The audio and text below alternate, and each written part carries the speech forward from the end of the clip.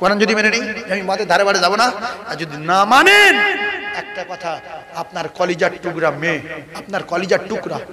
আমার তো মনে হয় প্রত্যেকটা মানুষ ছেলের চেয়ে মেয়ের বেশি ভালোবাসে, যে মেয়ে আমার জীবন। আর রাসূলুল্লাহ বলেছেন তোমরা মেয়েকে ভালোবাসো বেশি, মেয়েদের মেরো না, গালি দিও না, কারণ আমি রাসূলুল্লাহ, আমি মায়েদের পিতা। জোরে বলুন, আরো জোরে বলুন। তো কলিজার টুকরা মেয়ে স্কুলে গেছে, ক্লাস 8-এ পড়ে, আর বান্ধবী গল্প করছিল, হঠাৎ করে একটা কথা বলছে, এই তুই এই বলিস কেন, তুই একটু বলা ঠিক না, এইটা হবে। আর একটা মেয়ে রেগে গিয়ে বলছে, তুই তো মদখোরের মেয়ে, তোর মুখে সব কথা সাজে, তোর বাপ মদ খায় না, চুপ, মদখোরের মেয়ে। মেয়ে বলছে, আল্লাহ, আমার বাপের জন্য আমার এই মদখোরের মেয়ে বলছে স্কুলে হাজার মেয়েদের সামনে আমার বিষ খেয়ে মারা দরকার, আমার বাপের কাছে কি মুখ দেখাবো। মনের দুঃখে অনেক বাচ্চারা মারা যায়, অনেক বাচ্চারা অ্যাক্সিডেন্ট হয়ে যায়, যে আমি বাপের মুখ দেখাবো না, আমার বাপের জন্য কোনো জায়গায় কথা বলতে পারি না। এরপরে দেখাশোনা আসলে বলবে কোন বাড়ি, বলছে ওই বাড়ি। মেয়েটা উচ্চ মাধ্যমিক পাস, বলছে যা পাস হোক, ওর বাপ আমাদের ভাঙড় থানার শ্রেষ্ঠ মদখোর। বলে শ্রেষ্ঠ মদখোর নাই কি করবি রে?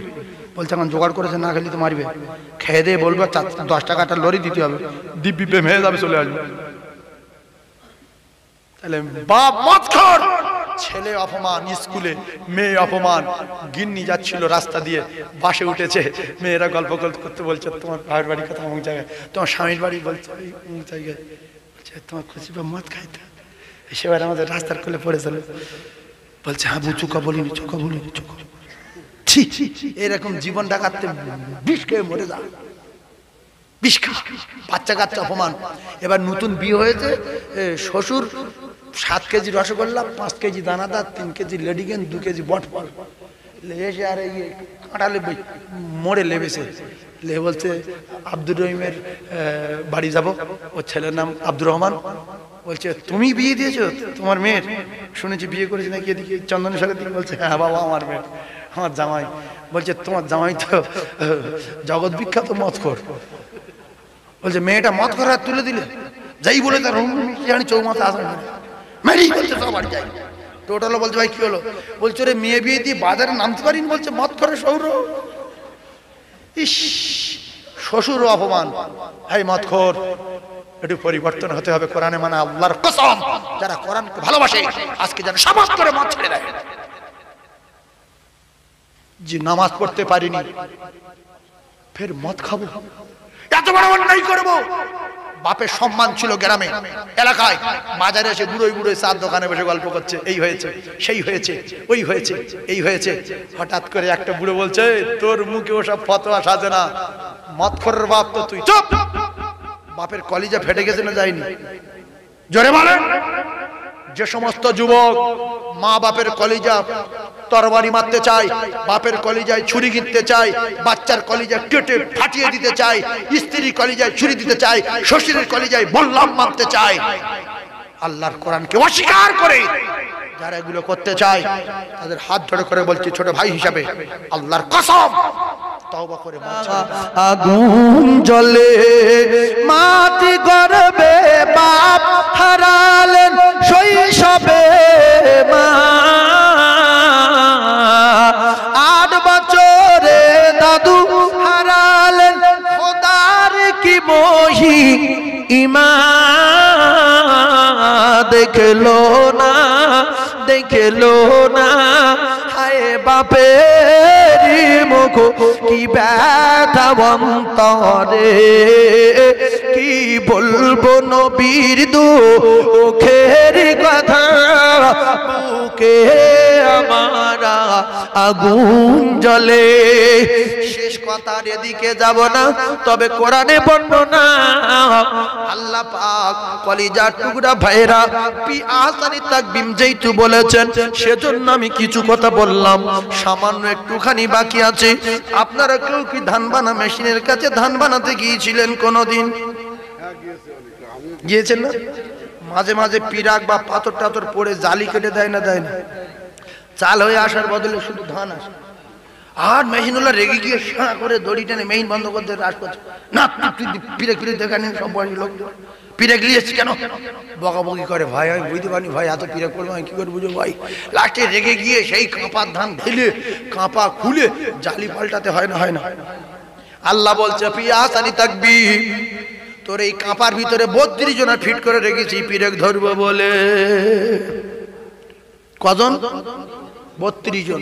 এই 32 জনা পিরেক ধরবে, আর একজন শুধু চেক করবে, সেটা হলো জিহ্বা শুধু পাক মারে, চুল জিভে জড়িয়ে যায়, পাথর জিহ্বায় ধরে ফেলে, আর মাটি জিহ্বায় বুঝতে পারে যে সে জিনিস না, এ মাটি কামড় মেরেছি, সঙ্গে সঙ্গে ভাত টাত শুদ্ধ ফেলে দেয় না। যদি পিরাক চলে যায় ভুল করে, যদি ভুল করে চলে যায় পাথর ভিতরে, মাঝখানে একটা গলার দিকে একটা ছোট্ট জিহ্বা আছে, এরকম লম্বা মতো ছোট্ট, ওর নাম আলজিভ বলে। ওই আলজিভ শুধু বলবে বাড়া বাড়া বাড়া বাড়া বাড়া।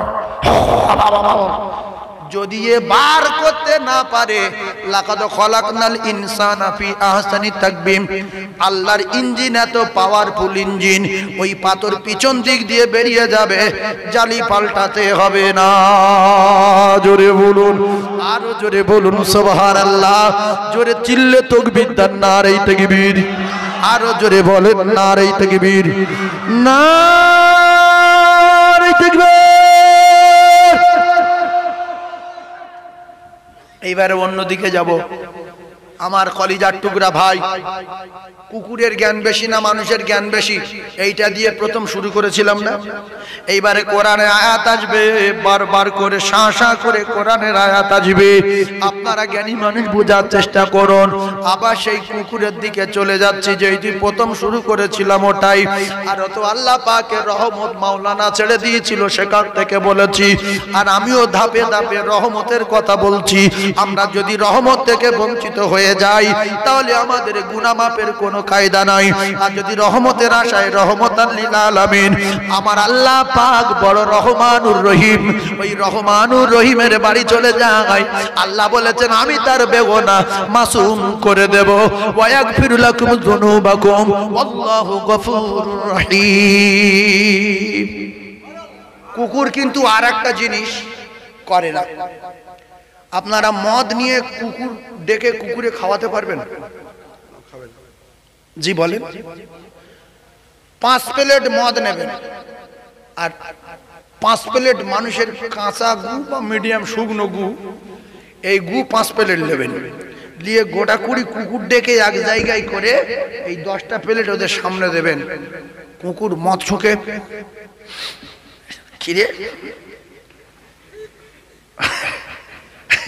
এদিকে যেটা মুখ দেয় ঝাড়া মারে, বুঝলি? এরা মানুষের গুইতে মুখ দিয়ে দেখছে, এইটাই ভালো জিনিস। কুকুর মদে মুখ দিয়ে মদ শুকে গা ঝাড়া বেড়ে বলছে এ জিনিস খাওয়াচ্ছে, গু খাওয়া ভালো। আমি কুত্তা মদ খাবো না, গু খেয়ে চলে যাবো। কথা ঠিক না ভুল? মানুষ যদি কুকুরের চেয়ে ভালো হলো, তাহলে যদি অরিজিনাল মানুষ হতো, অন্তত মদ না খেয়ে মাঝে মধ্যে গু খেত। কিন্তু গুও খায় না, মদ খায়। গু খাওয়া কি সুন্নত না মুস্তাহাব? মুস্তাহাব না সুন্নত না? মদ খাওয়া হারাম, মানুষের গু খাওয়া হারাম। একটুখানি শিক্ষা নেন। কারণ আপনাদের এলাকায় মদ না থাকলে থাকতে পারে, কারণ বড় বড় আলেম ওলামার বাস, আর তারা আমার খুব আপনজন ছিল। কালকের ওয়াজ করেছি রঘুনাথপুরে মাওলানা আনসার সাহেব হুজুরের বাড়ির কাছে। আল্লাহ পাক তেনাকে ক্ষমতা দিয়েছিলেন, প্রচন্ড আরবি বলতে পারতেন, আমার খুব মহব্বত করতেন। বহুদিন একসঙ্গে জলসা করলাম। আমাদের মরহুম আল্লাহ মাওলানা জলি সাহেব হুজুরের সঙ্গে বহুদিন জলসা করলাম। আলিমুর তখন তো একটুখানি, হুজুরের গাড়ি ঘুরতো, কথা বলতে পারছেন না। এরপরে গালিব সাহেব হুজুরের সঙ্গে বহুদিন জলসা করেছি, সিরাজ সাহেব হুজুরের সঙ্গে আজও জলসা করি। আর এ ছাড়া কলিজার টুকরা ভাইরা আমার, আপনাদের আরো একটা মাওলানা ছিল, আমাদের মাওলানা আব্দুর রহিম সাহেব ঘোজের মাঠ। হুজুর ভালো মানুষ ছিলেন, এমনিতে গাড়ি নিয়ে ভৌ ভৌ করে সব জলসা করতেন, যেতেন, একসঙ্গে সব জলসা করতাম। আমাদের টিকে ডিজিটাল সাউন্ডের বাপ নাকি বলে? হ্যাঁ। তো এই আলেম ওলামা গুলো চলে যাচ্ছে, মানে এলমো উঠে যাচ্ছে। আর এখন ছুটে গিয়ে ওই সোনপুরে গিয়ে আরবি কথা বলার মতো মাওলানা যদিও পাওয়া যাবে, কিন্তু ওই রকম আর পাওয়া যাবে? যে চলে যায় সেরকম আর হয় না। এই যে আমরা শুনেছি না ইলম উঠে যাবে, ইলম উঠে যাওয়া মানে আল্লাহ পাক বড় বড় আলেমদের দুনিয়া থেকে তুলে নেবে, তবেই ইলম উঠে যাবে। ইলম শেষ হয়ে যাচ্ছে আস্তে আস্তে। দুটো পায়ে ধরে বলি, এখনকার 100-এর ভিতরে 95টা মুসলমান ছেলে মেয়েদের নিয়ে অন্য শিক্ষা শেখাচ্ছে। নবীর কথার আর দাম দেয় না। নবী মুখ্য ছিল, নবীর চেয়ে আমার জ্ঞান বেশি। নবী যে শিক্ষা শিখতে বলেছে ও শিক্ষা আমি আমাদের ছেলে মেয়ে শেখাবো না, কারণ এখন জামানা পাল্টে গেছে। নবী জানতেন জামানা কি হবে না হবে, নবী ভবিষ্যৎবাণী করে গেছে না যায়নি। আমার উম্মতের ভিতরে এই হবে সেই হবে, চূড়ান্ত পর্যায়ে ওয়াজ হবে। যেটা বলছিলাম, মদ খাওয়া কোরআনে মানা আছে না নাই? কলিজার টুকরা ভাইরা, আপনারা শিক্ষিত মানুষ, বোঝার চেষ্টা করুন।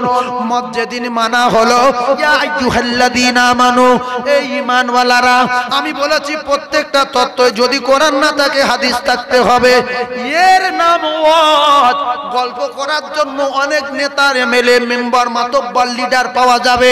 কলিজার টুকরা ভাইরা আমার, আর এই মাওলানা যারা হবে, আলেম যারা হবে, যে কথা তারা বলবে তাদের যুক্তির ভিতরে, কথার ভিতরে যেন আল্লাহর কোরআন না হয়, নবী পাকের হাদিস থাকতে হবে। তবে কথা গুরুত্ব পয়দা হবে, ওই কথার ভিতরে মহব্বত পয়দা হবে। আমার আল্লাহ জানিয়ে দিলেন, ইয়া আইয়ুহাল্লাযীনা আমানু লা তাকরাবুস সালাতা ওয়া আনতুম সুকারা। ভালো করে বোঝার চেষ্টা করুন।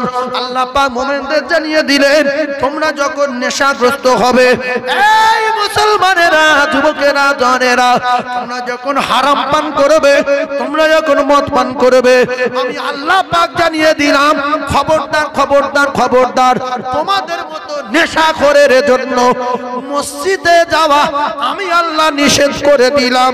এই নেশাখোর, খবরদার তোরা নামাজের ধারে বাড়ে যাবি না।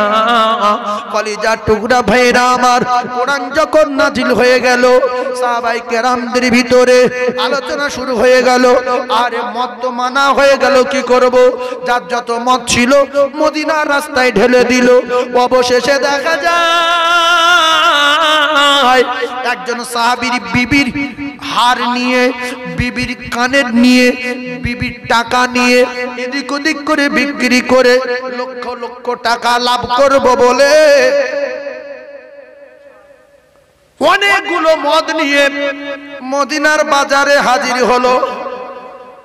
এরকম তো আমরা করি যে ভাই 2 লাখ দে, তুই 1 লাখ দে, তুই 1 লাখ দে, 4 লাখ হলো, মাল নিয়ে আসবো ইরাক থেকে, বিক্রি করব, তোর টাকা তো তুলে দেবো। হয় না? হয় না? ব্যাস, এইবার এ মদিনায় গিয়ে শুনছে কোরআন নাজিল হয়েছে মদ হারাম, মদ বিক্রি করে হারাম, মদ খাওয়াও হারাম, মদের দোকানে বসে হিসেব নিকেশ করাও হারাম। তো বলছে কি করা যায়? মায়ের টাকা, বাপের টাকা, আমার স্ত্রীর টাকা, এ সর্বনাশ হয়ে যাবে, আমি কি করে কি করব? আমি নবীর কাছে যাই, হাতে পায়ে ধরে বলি, একটুখানি সময় চেয়ে যে 15 মিনিট সময় দেন, আসল দামে বিক্রি করব, টাকাটা তুলে লো, জীবন বলুন তব করবো। কি কথা বুঝতে পারেন? নবীর কাছে গিয়েছে, ইয়া রাসূলুল্লাহ, আমার মায়ের টাকা, আমার আব্বার টাকা, আমার স্ত্রীর টাকা, ইয়া রাসূলুল্লাহ একটুখানি সময় দেন, আমি শুধু আসল দামে বিক্রি করব, লাভের দরকার নাই। রাসূল বললেন, হারাম হারাম হারাম। এখন তুমি বিক্রি করবে না কি করবে তোমার ব্যক্তিগত ব্যাপার। ইসলাম তো ওই রকম ইসলাম না, আমাদের ধর্ম বিরাট ভালো ধর্ম। এ ধর্ম মারামারি নাই, পেটাপুটি নাই, অশান্তি নাই। এ ধর্ম হলো শান্তির ধর্ম। তুমি মানবে মানবে না মানবে না মানবে। নামাজ না পড়লে কারোর পেটা যাবে না, আল্লাহকে অস্বীকার করলে মারা যাবে না, নবীকে মিথ্যা বললে মারা যাবে না। যদি মারা যেত তাহলে নবী আমাদের শিখিয়ে দিত যে যে আল্লাহকে অস্বীকার করবে দাঁত ভেঙে দেবে। নবী কারোর মেরেছে? সাহাবারা কারো মারতে বলেছে? বলেছে বাবু কলমা পড়ে নাও, আল্লাহকে মেনে নাও, আমাকে মেনে নাও, আল্লাহ গুনাহ মাফ করে দেবে, বিনিময় জান্নাত পাবে। যে মেনেছে সে মেনে নিয়েছে, আল্লাহ পাক তার জান্নাতি ঘোষণা দিয়েছে, জান্নাতের টিকিটটাও দিয়েছে। যারা মানেনি জাহান্নামে গিয়েছে। কি আছে? এক পাড়ার লোক, আবু জেহেল যে পাড়ায় বাড়ি, সিদ্দিক আকবরের সেই পাড়ায় বাড়ি। এবারে সবচেয়ে কাছে বাড়িটা আবু জেহেলের, রাসূলুল্লাহর বাড়ি গায়ে, আর সিদ্দিক আকবরের বাড়ি একটু দূরে। কিন্তু আবু বকর সিদ্দিক পৃথিবীর 1 নাম্বার ঈমানদার, আর আবু জেহেলটা এক পাড়ায় বাস করে বাড়ির ধারে বাড়ি করে পৃথিবীর 1 নাম্বার কাফের। যে সন্দেহ করবে সেও খাও কথা বলতে। তাহলে এক মহল্লার মসজিদ, বড্ড গরম বুঝে নিয়েছি আমি, এক মহল্লার মসজিদ, একই পাড়ার লোক নামাজ পড়ে কেউ যাচ্ছে জান্নাতে আর কেউ নামাজ না পড়ে কেউ যাচ্ছে জাহান্নামে। এরকম লোক আছে না নাই? এক পাড়ার লোক, এক বাজারের ব্যবসায়ী, কেউ মদ খেয়ে যাচ্ছে দোজকে, কেউ মদ খেয়ে দোকান বিক্রি করছে, কেউ মদ খেয়ে জায়গা বিক্রি করছে, আর কেউ ব্যবসা করে দোকান কিনছে। আছে না নাই? যেটা যারা মদ খায়, কুকুরে যেটা খায় না সেটা মানুষই যারা খায়। একটা কথা বলি বাপ, ছোট্ট কথা মাথায় রাখুন, আল্লাহর কোরআন যদি মেনে নেই সম্মান বাড়ে না কমে? কোরআন যদি মেনে নেই, আমি মদের ধারে বাড়ে যাবো না। আর যদি না মানেন, একটা কথা, আপনার কলিজার টুকরা মেয়ে, আপনার কলিজার টুকরা। আমার তো মনে হয় প্রত্যেকটা মানুষ ছেলের চেয়ে মেয়ের বেশি ভালোবাসে, যে মেয়ে আমার জীবন। আর রাসূলুল্লাহ বলেছেন তোমরা মেয়েকে ভালোবাসো বেশি, মেয়েদের মেরো না, গালি দিও না, কারণ আমি রাসূলুল্লাহ, আমি মায়েদের পিতা। জোরে বলুন, আরো জোরে বলুন। তো কলিজার টুকরা মেয়ে স্কুলে গেছে, ক্লাস 8-এ পড়ে, কারণ বান্ধবী গল্প করছিল, হঠাৎ করে একটা কথা বলছে, এই তুই এই বলিস কেন, তুই একটু বলা ঠিক না, এইটা হবে। আর একটা মেয়ে রেগে গিয়ে বলছে, তুই তো মদ করের মেয়ে, তোর মুখে সব কথা সাজে, তোর বাপ মদ খায় না, চুপ, মদ করের মেয়ে।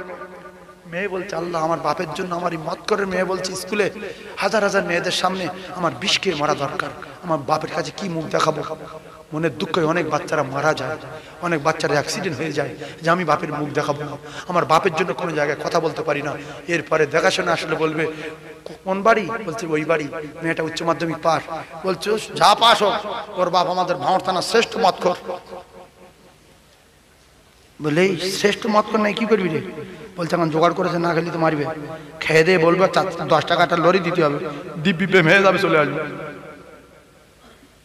তাহলে বাপ মদখোর, ছেলে অপমান স্কুলে, মেয়ে অপমান।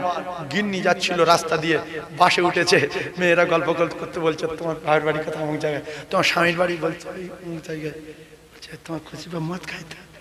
সেবার আমাদের রাস্তার কোলে পড়েছিল, বলছে হ্যাঁ চোখা বলিনি, এরকম জীবন ডাকাতে বিষ খেয়ে মরে যা, বিষ খা, বাচ্চা কাচ্চা অপমান। এবার নতুন বিয়ে হয়েছে, শ্বশুর 7 কেজি রসগোল্লা, 5 কেজি দানাদার, 3 কেজি লেডিকেন, 2 কেজি বটফল এসে আর এই কাঁটালে মোড়ে লেবেছে, লে বলছে আব্দুর রহিমের বাড়ি যাব, ওর ছেলের নাম আব্দুর রহমান। বলছে তুমি বিয়ে দিয়েছো তোমার মেয়ের? শুনেছি বিয়ে করেছি নাকি এদিকে চন্দনের সাথে দিকে। বলছে হ্যাঁ বাবা, আমার মেয়ে, আমার জামাই। বলছে তোমার জামাই তো জগৎ বিখ্যাত মদখোর। বলছে মেয়েটা মদখোর হাত তুলে দিলে, যাই বলে তার জানি চৌমাথা আসে মেরেই বলছে সব বাড়ি যাই। টোটাল বলছে ভাই কি হলো? বলছে রে মেয়ে বিয়ে দিয়ে বাজারে নামতে পারিনি, বলছে মদখোরের শৌর।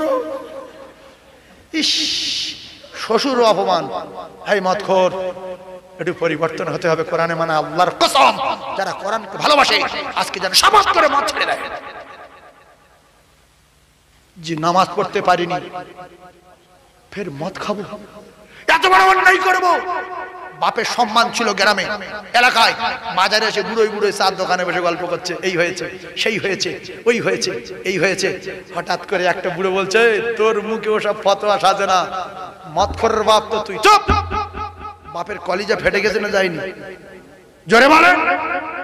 যে সমস্ত যুবক মা বাপের কলিজা তরবারি মারতে চায়, বাপের কলিজায় ছুরি কিনতে চায়, বাচ্চার কলিজায় কেটে ফাটিয়ে দিতে চায়, স্ত্রীর কলিজায় ছুরি দিতে চায়, শ্বশুরের কলিজায় বল্লাম মারতে চায়, আল্লাহর কোরআনকে অস্বীকার করে যারা এগুলো করতে চায় তাদের হাত ধরে করে বলছি ছোট ভাই হিসাবে আল্লাহর কসম তওবা করে মদ ছেড়ে দেন, যে আমি নোংরা জিনিস আর খাবো না। অল্প বয়সে কিডনি খারাপ হয়ে যাবে, অল্প বয়সে লিভার খারাপ হয়ে যাবে, অল্প বয়সে হার্ট খারাপ হয়ে যাবে, অল্প বয়সে অকাল মৃত্যু হবে, অল্প বয়সে নাকে মুখে চোখে ছোপ ছোপ দাগ হয়ে হনুমান মার্কা হয়ে যাবে। বাচ্চারা বই দিবে হাসছে রে, মদ করে বই দিতে পারে না। আপনাদের এখানে যদি নাও থাকে, আপনাদের বন্ধু বান্ধবদের নিষেধ করবেন, সাইফুল্লাহ সাহেব বলে গেছে খবরদার মদ খাওয়া যাবে না। মদ খেলে যাই হোক, কিন্তু পুরো বংশ অপমান, বাচ্চা কাচ্চা অপমান হয় না, হয় না। আবার দুটাটা গোপন মদ করা আছে, গোপনে খায়, গোপনে। গিন্নি জানে, গ্রামের লোক কেউ জানে না। গিন্নির বলে রেখেছে, গ্রামের লোক কেউ যদি আমার মদ কর বলে, প্রথম তোর মারব। আপনি শোনেননি কি বলছি? না, এটা কঠিন কথা বলিস, আপনি শুনলি হয়ে যাবেন। এরম গিন্নি আছে না নাই? আমি বলেছি যে দুটো একটা শুকনো মদখোর আছে, টোটাল গ্রামের লোক কেউ জানে না মদ খায়, গিন্নি জানে। গিন্নি বলেছে যে আমার টোটাল গ্রামের লোক কেউ যদি মদখোর বলে কারো কিচ্ছু বলবো না, সোজা বাড়ি আসবো, সম্মানের সঙ্গে তোর পিটবো। গিন্নি দুটো একটা ভালো বংশের মেয়ে আছে, সহ্য করে, কারোর সঙ্গে বলে না, স্বামীর সম্মান যাবে বলে। অনেক মেয়ে দেখবেন মার খেয়ে এখানে ফেটে গেছে, মাথা কেটে গেছে, বিশাল মার মেরেছে, 10 মিনিট পরে আব্বা এসছে কোন একটা কারণে, মেয়ের বাড়ি কাছাকাছি যাচ্ছি, দেখে যাই, এসে দেখছে মেয়ের মাথা ফাটায়, সাইডে কাটা, বলছে আব্বা কলে পড়ে গিয়েছিলাম। উফ, কি স্ত্রী দেখো। আর অনেক মেয়ে আছে তো মারিনি, শুধু ভয় দেখিয়েছে, শুধু ভয় দেখিয়েছে, তাতে বড়বার কাছে চলে আয়, প্রায় এলো লাইনি সবে লিখছিল। কি কথা ঠিক না ভুল? দরুদ শরীফ আল্লাহুম্মা।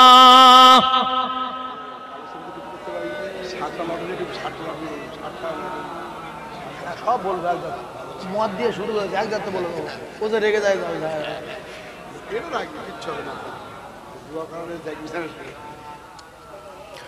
ওগো শেষ জামানার নবী, তোমায় ভুলতে পারি না। সবাই যদি নবী প্রেমিক হয়ে থাকেন, কুলিন কুনতুম তুহিব্বুনাল্লাহ ফাত্তাবিউনি ইউহিব্বুকুমুল্লাহ ওয়া ইয়াগফির লাকুম যুনুবাকুম ওয়াল্লাহু গফুরুর রহিম।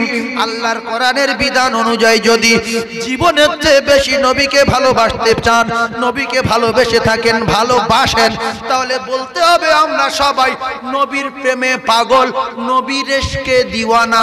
কথা ঠিক বললাম না ভুল বললাম? আমরা কার প্রেমে পাগল?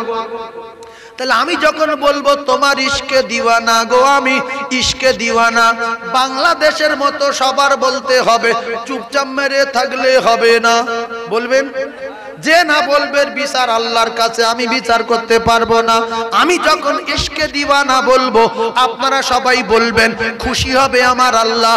আমরা নবীর দেশে জন্মগ্রহণ করিনি, নবীর আমালে আসতে পারিনি, হাজার হাজার বছর হয়ে গেল নবীকে দেখিনি, আজও আমরা নবীর পাগল। তার প্রমাণ করে দিতে হবে। আল্লাহ এখন প্রথম আসমানে আছে, প্রত্যেকদিন রাতের বেলা আল্লাহ পাক প্রথম আসমানে আসে, প্রত্যেকদিন রাতের বেলা আল্লাহ পাক প্রথম আসমানে আসে। জোরে বলুন সুবহানাল্লাহ। আর তার বান্দাদের দেখে যে আমার বান্দারা কি করছে। তাহলে আমরা নবীরও দেখিনি, নবীর দেশে আসিনি, এখনো যদি নবীর প্রেমে পাগল হয়ে ইশকে দিওয়ানা বলি, সামিউম বাসির, এর জন্য একটা চূড়ান্ত সিদ্ধান্ত নেবেন না নেবেন না? যেদিন আমি কি করবো, ফেরেশতারা তৈরি করতে বারণ করেছিলে। দেখো নবী কতদিন আমি আল্লাহ ডেকে নিয়েছি, নবীর দেশে পাঠাইনি, মক্কা মদিনে পাঠাইনি, সুন্দরবন এলাকায় এক কিনারায় এরা বাস করে, ভারতবর্ষের জমিনে। আজ রাতের বেলা বলছে তোমার ইশকে দিওয়ানা গো, আমি ইশকে দিওয়ানা। আল্লাহকে খুশি করার জন্য বলবেন, কোন মানুষের খুশি করার জন্য না। ও গো শেষ জামানার নবী, তোমায় ভুলতে পারি না। ও তোমার ইশকে দিওয়ানা গো, আমি ইশকে দিওয়ানা। ও তোমার ইশকে দিওয়ানা গো, আমি ইশকে দিওয়ানা। ও তুমি জন্ম নিলেন 12 রবিউল আউয়াল, ইবনে আব্দুল্লাহর জীর্ণ কুঠিরে। ও গো আহাদ হিলাল, মায়ামিনার দুলাল, আর তোমার প্রেমে পাগল গো সারা দুনিয়া। ও তোমার ইশকে দিওয়ানা গো, আমি ইশকে দিওয়ানা। ও তোমার ইশকে দিওয়ানা গো, আমি ইশকে দিওয়ানা। ও গো শেষ জামানার নবী, তোমায় ভুলতে পারি না। ও তোমার ইশকে দিওয়ানা গো, আমি ইশকে দিওয়ানা। ও তোমার ইশকে দিওয়ানা গো, আমি ইশকে দিওয়ানা। বলুন সুবহানাল্লাহ। এর নাম মুমিন। যার প্রেম করি তার নামের আলোচনা শুনতে খুব ভালো লাগে, আর যে প্রেমিক নামের কলঙ্ক, ও ঘুমিয়ে পড়বে, বলবে আর শুনবো না। এখন তো ফোনে ফোনে মেসেজ দেয়, আর ফোনে ফোনে ফোনে প্রেম করে। আজ থেকে 20 বছর আগে যারা প্রেম করতো, ফকিরের কাছে চিঠি দিত, নিজে গিয়ে বাবলা গাছে গোড়ায় ফোড়া রেখে দিত, কারোর সঙ্গে বলে দিত যে মুখে গাছের গোড়ায় রেখে দিয়েছি। কোনো ফকিরি 10 টাকা দিত বা নিজে গিয়ে লাইন করে দিয়ে আসতো।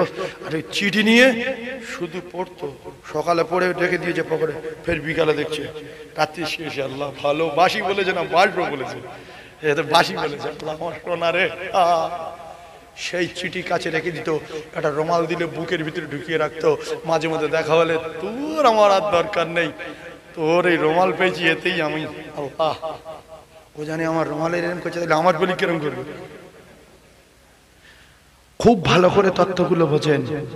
এরপরে আমি আসছি প্রেমের আলোচনা। হাদিস বললাম, কোরআন বললাম, প্রেমের হাদিসটা বলে দেই। কুলিন কুনতুম তুহিব্বুনাল্লাহ ফাত্তাবিউনি ইউহিব্বুকুমুল্লাহ ওয়া ইয়াগফির লাকুম যুনুবাকুম আল্লাহু গফুরুর রহিম।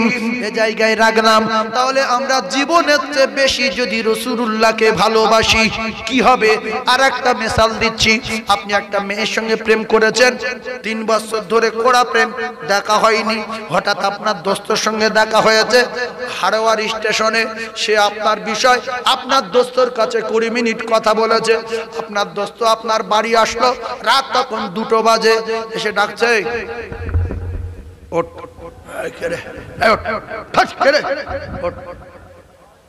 তুই তুই যে মাটার সঙ্গে ভালোবাসা করতিস তার সঙ্গে আমার হাওড়ায় দেখা হয়েছে, তোর বিষয় 20 মিনিট মতো কথা বলেছে, শুনবি না? কালকে রাখবে না। ও সমাজ উঠে বলবে না, বলবে না? হ্যাঁ, উঠে বসেছে। হ্যাঁ, দেখা হয়েছিল, কি বলেছে?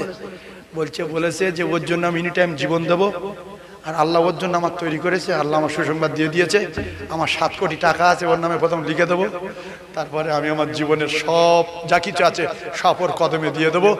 এরম বলতে বলতে 10 মিনিট বলেছে, আর বলছে এখনো 10 মিনিট বাকি, আমি কাল সকালবেলা আসবো। তোর এই মাথা ছুঁয়ে বলছি কাল সকালে এসে সব বলবো। ও ছাড়বে?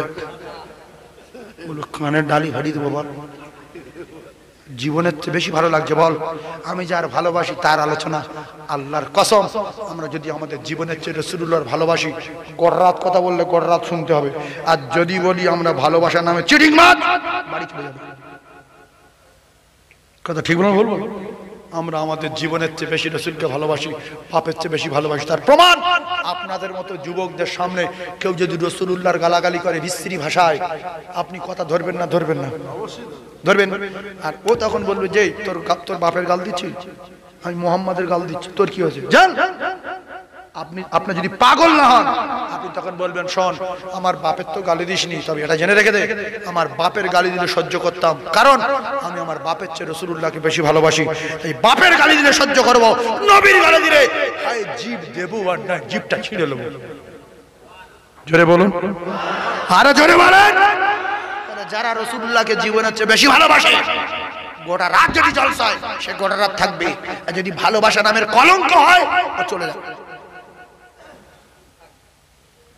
ভালো করে শোনেন, মায়া মিনা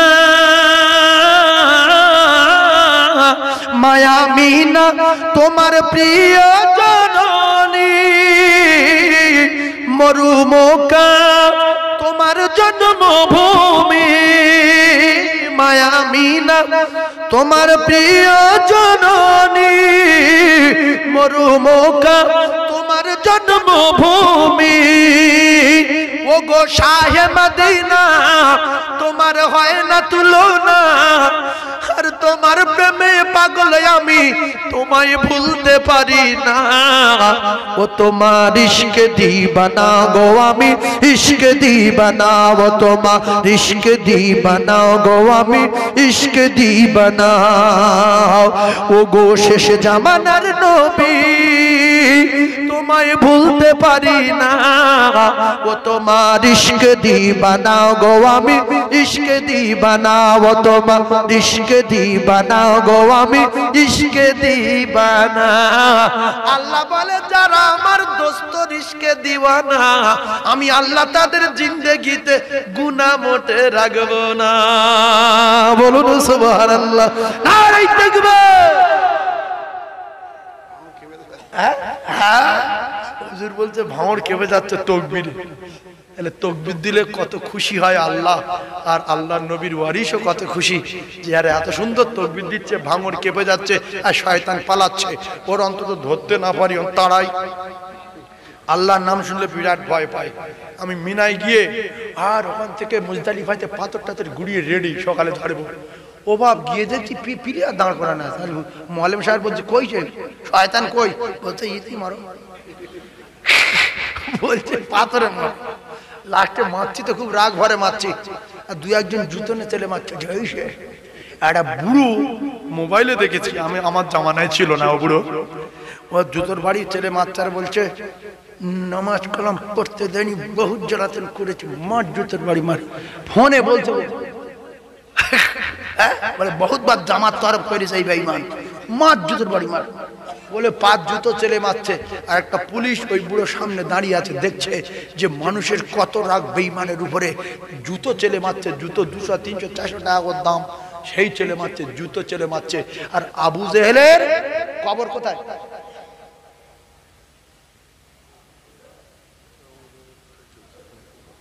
আবু জেহেলের কবর কোথায় গো?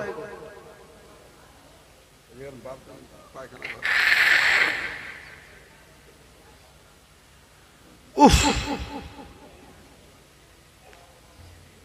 এই ইউটিউবাররা কোথায় খবর?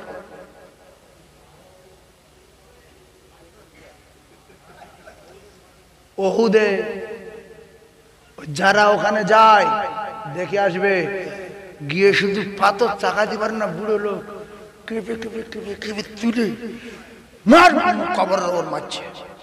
উফ, কি মহব্বত দেখেন রাসূলের উপরে। আর মক্কায় গিয়ে সাফা মারওয়া সাই করে, ইন্না সাফা ওয়াল মারওয়া, 2 পার সাই করবে আর পানি খাবে আর পায়খানা লাগবে, পেটের ভিতরে গুলি উঠবে, ছুটে গিয়ে আবু জেহেলের বাড়ি পায়খানা করবে। এত বড় বেঈমান! ওই বেঈমানের বাড়ি ছিল রাসূলুল্লাহর বাড়ির গায়ে, আজও সেই বেঈমানের বাড়িতে মানুষ পায়খানা করে। মানুষ তৈরি হন, আমার বাপ মোমেন হয়ে যান, আল্লাহর কসম মরে যাব যে দোকানের জন্য নামাজ কাজা করছি, বাচ্চাদের জন্য। এই দোকান, এই বাচ্চা, এই ব্যবসা, এই জমি, আল্লাহর কসম কেউ পরিচয় দেবে না, কেউ পরিচয় দেবে না। আমরা যখন মরে যাব 3টে জিনিস আল্লাহ আমাদের কাছ থেকে কেড়ে নেবে, এই 3টে মুখস্থ করেন আর বাড়ি চলে যান। 1 নাম্বার হলো, আপনি যখন গিয়েছেন হসপিটালে, আপনার বহু টাকা আছে, টাকা লোভে ডাক্তার বলছে আব্দুর রহমান বাবু, আমার সোনার রহমান, 2 লাখ টাকা বিকালে এসো, 2 লাখ টাকা।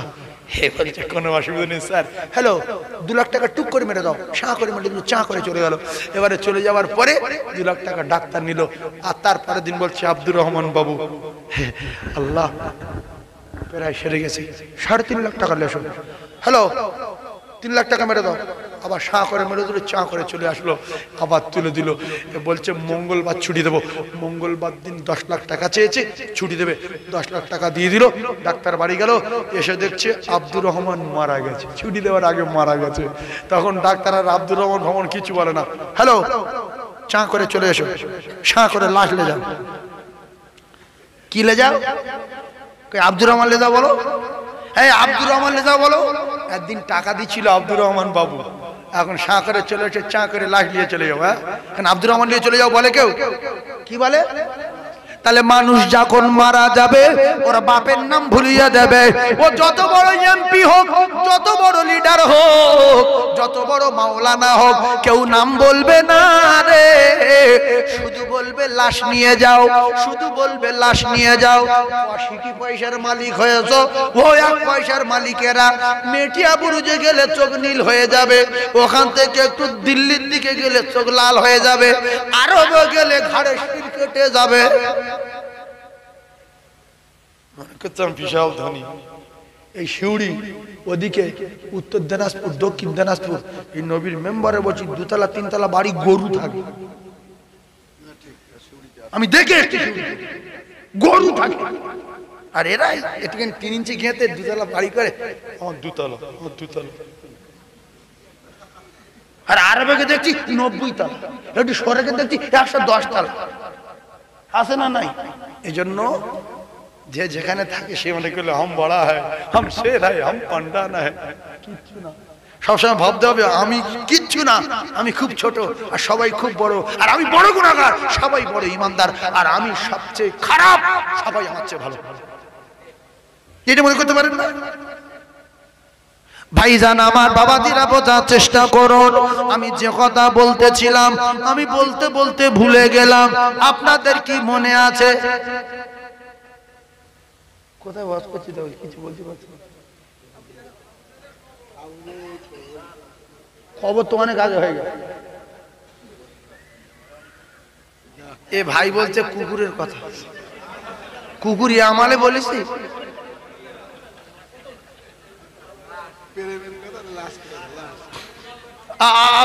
বলতে হবে না বাবু, সব বুঝতে পারিস। পাথরের কথা তো সোনা মানিক অনেক আগে হয়ে গেছে।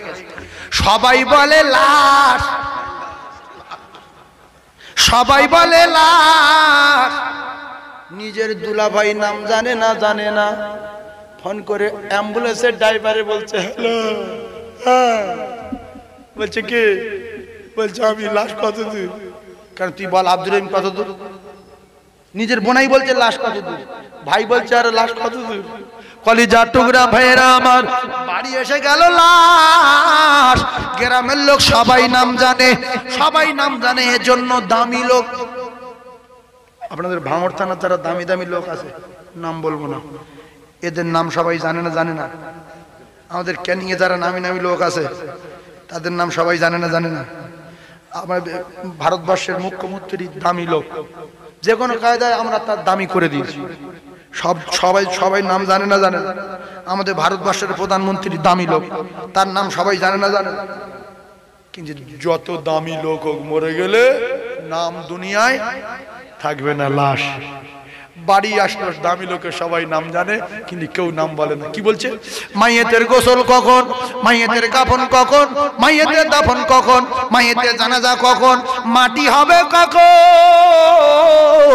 আমি আপনাদের কাছে বিচার দিলাম, নাম চিনিয়ে নিল কে? জোরে বলেন কে?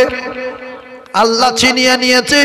তবে এত লোকজন ভরে গেছে, জায়গা হচ্ছে না, পায়ের গুল্লো উঁচু করে দেখছে, করার কিছু নাই। আল্লাহ যেন ওদের পায়ে আরো ক্ষমতা বাড়িয়ে দেন, বলে না আমিন। আর এই কষ্টের বদলা আল্লাহ যেন জান্নাত দেন, বলে না আমিন। একটু চিল্লে তাকবীরের ধ্বনি, নারে তাকবীর। তাহলে নাম চিনিয়ে নিল কে? জোরে বলেন। ক নাম্বার হলো? এক নাম্বার। তিনটে জিনিস ছিনিয়ে নেবে, সবে একটা ছিনিয়ে নিল। নাম্বার 2, আপনার আমেরিকার জামা, আফগানিস্তানের লুঙ্গি, ইরাকের আন্ডার প্যান্ট, জাপানের জাইয়া, এই সমস্ত দামি দামি কাপড় আপনার ছিল। একটা চাদরও কাশ্মীরের দেবে না, শালও কাশ্মীরের দেবে না। আন্ডার প্যান্ট খুলে নেবে, জাইয়া কেড়ে নেবে, কোমরের ডোর কেটে নেবে, কোটি কোটি টাকা দামের জামা পরে থাকবে। ফকিরে সাদা থান, নেলো সাদা থান, পাগলা সাদা থান, ভিকিরি সাদা থান, আপনি বাদশা, আপনার সাদা থান। আপনার কবরে তোষক দেবে না, আপনার কবরে খাট দেবে না, আপনার কবরে সিলিং হবে না, আপনার কবরে এসি লাগাবে না। দ্বিতীয় নম্বরে জনমের মতো পোশাক কেড়ে নেবে, ন্যাংটো করে উলঙ্গ করে পানি দিয়ে ধুয়ে নেবে, কোমরের ডোরটা খুলে নেবে, আংটিটা খুলে নেবে, গলার হাতটা খুলে নেবে, তারপরে সাদা কাপড় জড়িয়ে আপনার বারান্দায় শুইয়ে দেবে। পোশাক কেড়ে নিল কে? আমার আল্লাহ। আল্লাহর নবী জানা। মেয়ে কথা বললে বুঝতে পারছি, ছেলে কথা বললে বুঝতে পারছি। ছেলে বলছে আর 15 মিনিট বাকি আছে, আমার আব্বা নিয়ে চলে যেতে হবে। সবাই জানাজার লাইনে দাঁড়িয়ে গেছে। আব্বা যখন খাটিয়া তুলছে, আব্বা বুঝতে পারছে আমি বারান্দার থেকে বাইরে বার হয়ে যাচ্ছি। আল্লাহর নবী বলে সব বুঝতে পারে, বলছে কলেমা পড়ো আর তোলো। কাঁধে করে নিল, বারান্দার ধাপ থেকে নামছে, বলছে পাঁচিলের গেটটা খোল। ওর আব্বার কলিজা ফানা হয়ে যাচ্ছে, হায় রে হায়, এত শখের বাড়ি রে, আমি চলে যাচ্ছি, আমি চলে যাচ্ছি। মেয়েগুলো কাঁদছে, আব্বা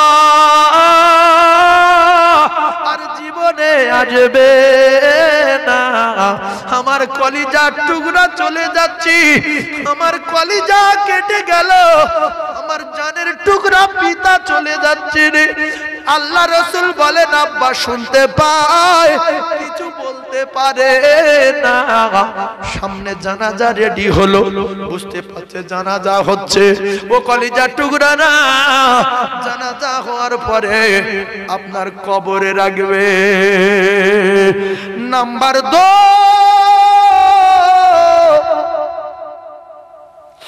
পোশাক কেড়ে নিল রে। তৃতীয় নাম্বারে আপনার বিল্ডিংটা কেড়ে নিল না, আর জীবনে আপনার বিল্ডিং আপনার হলো না। আপনার প্যারিশ করা বিল্ডিং কেড়ে নিল, পুট্টি করা বিল্ডিং কেড়ে নিল, এসি লাগানো বিল্ডিং নিল, সিলিং করা বিল্ডিং নিল, লাইটওয়ালা বিল্ডিং নিল, এমন একটা বিল্ডিং এ দিল